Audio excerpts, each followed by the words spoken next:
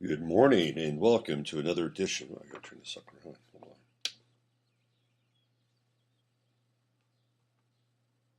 Good morning and welcome to another edition of 15 Minutes of Flame.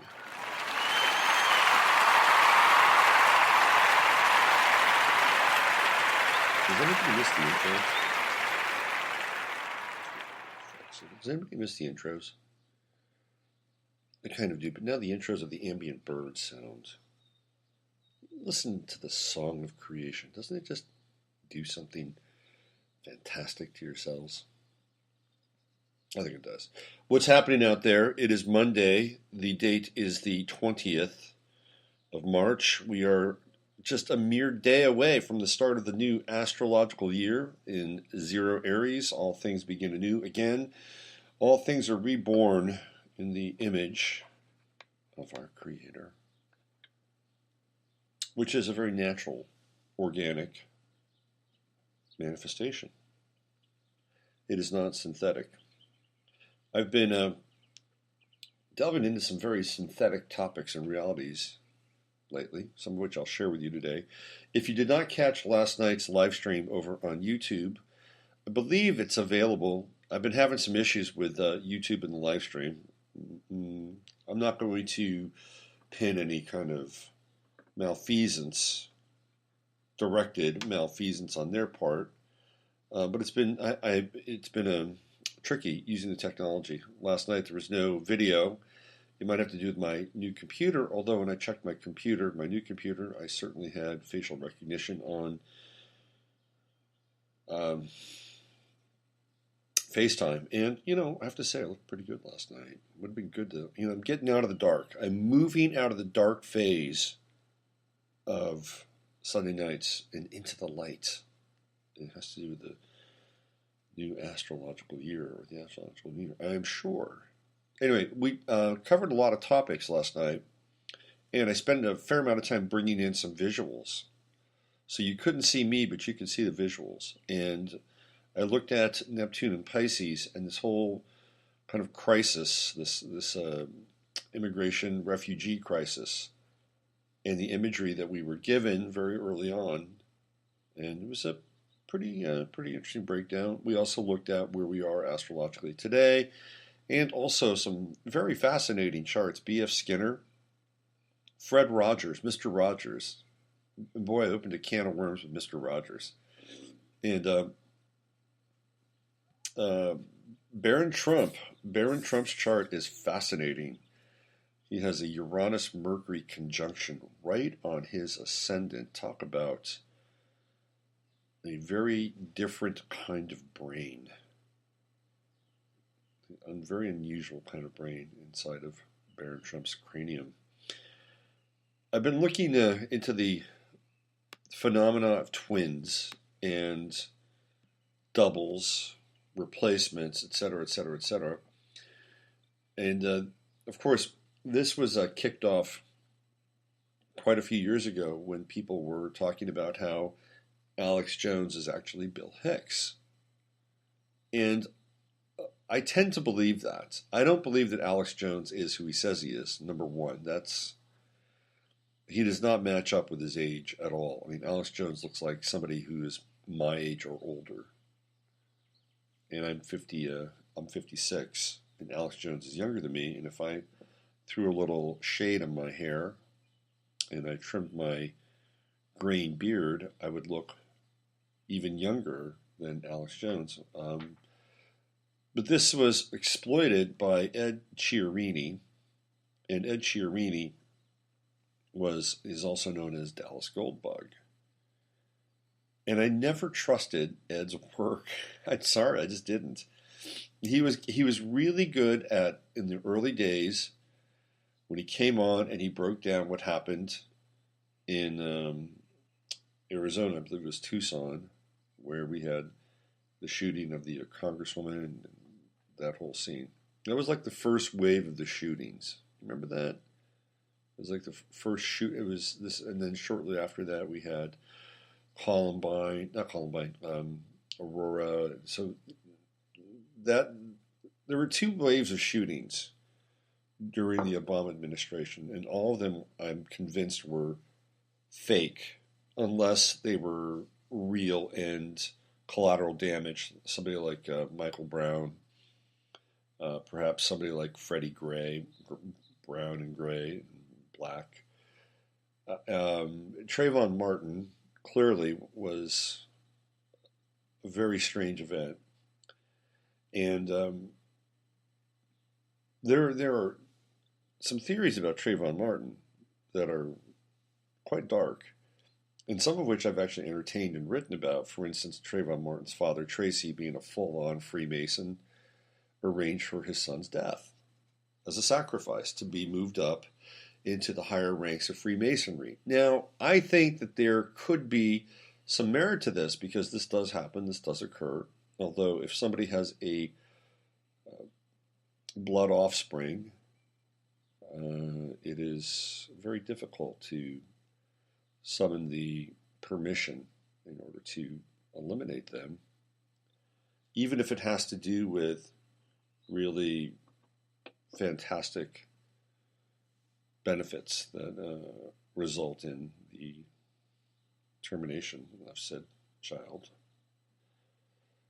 There's another crazy theory, and one that is quite interesting, that he was not only sacrificed, but that his heart was then inserted into Dick Cheney, who, remember, Dick Cheney was running around with a mechanical heart, which seemed quite fitting for Dick Cheney. And shortly thereafter, Trayvon's death, Dick Cheney miraculously gets a heart. Look, Dick Cheney could have gotten a heart at any point along the way. Trust me. I mean, in the world of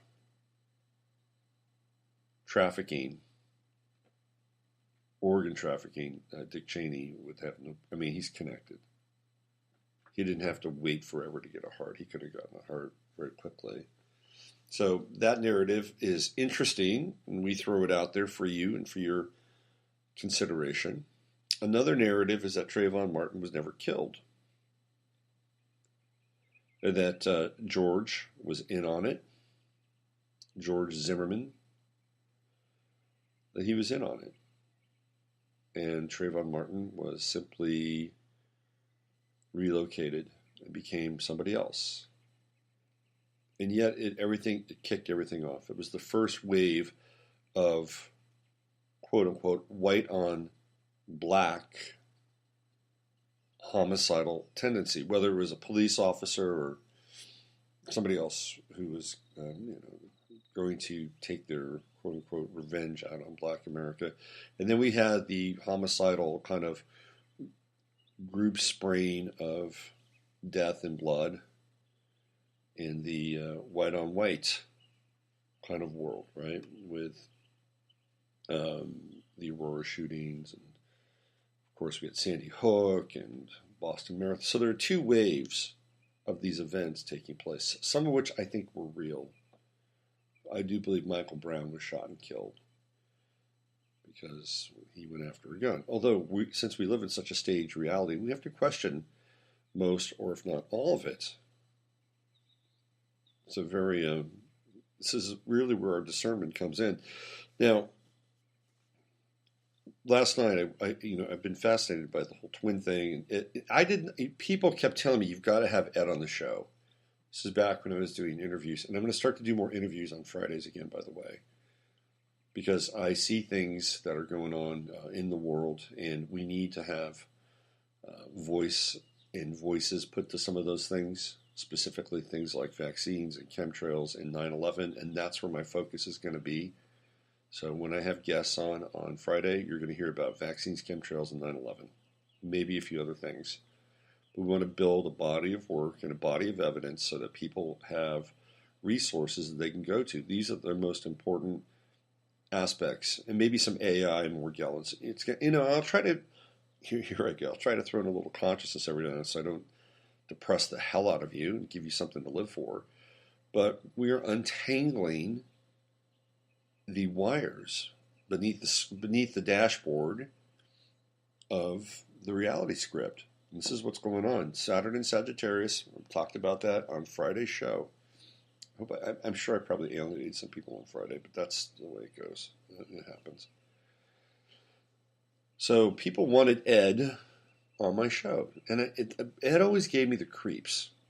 And he was so defensive about everything. Oh, you're a shill, he'd go into attack mode. And I thought a lot of his matches, quite frankly, were wrong. And a lot of his matches in his aggression was completely displaced.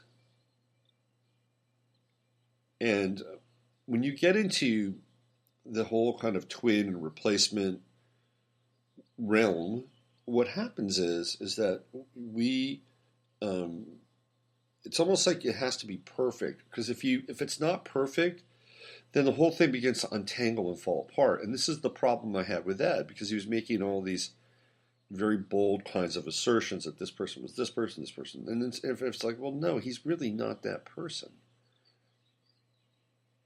Like, he was saying that John Fox was Andrew Breitbart. And that made absolutely no sense, because John Fox had been a coach. He'd been a coach for the Panthers for years. He's like the brother-in-law of Mike Smith. I mean, John Fox, he's an NFL coach. It's like you can't. Hold on a second. I'm getting. John Fox had a very long pedigree, and of course Andrew Breitbart. That they were the two same. It just didn't fit, and I'd always had my doubts about Ed. And when I saw that match, I was like, "You've got to be kidding! This just does not work. Does not compute." So I was reluctant to have him on my show. And then when I saw that, I was even more reluctant. Of course, I've looked into Ed's background, and he comes from Naval. I think it was Air Force. I think he worked with the Air Force. He was in the Air Force. He fairly kind of high-level systems admin, tech stuff. And then he worked for the Carlyle Group, right? He worked for the Carlyle Group. He worked for the Bushes. Of course, he lives here in Texas. Ed does.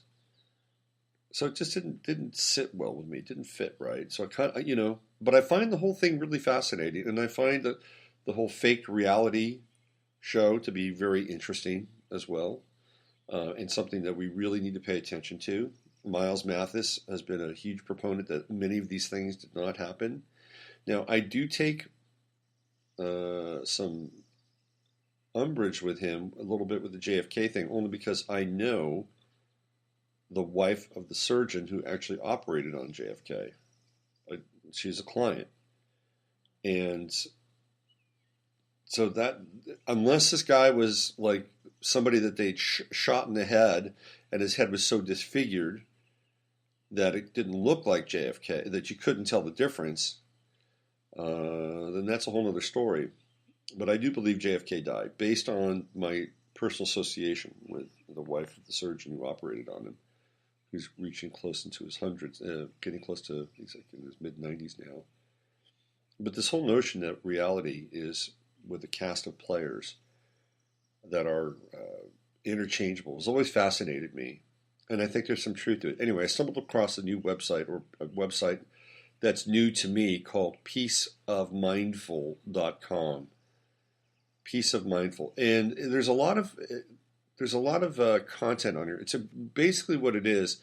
It's a group of people, not just one person, but it's a group of people who write, who look at this whole kind of twin, double, replacement, the zombie effect. And what they mean by the zombie effect is people that die and come back to life as other people. Now, some of them I don't really believe in, and some of them are quite interesting. And I'll tell you how I got here. Life is so bizarre.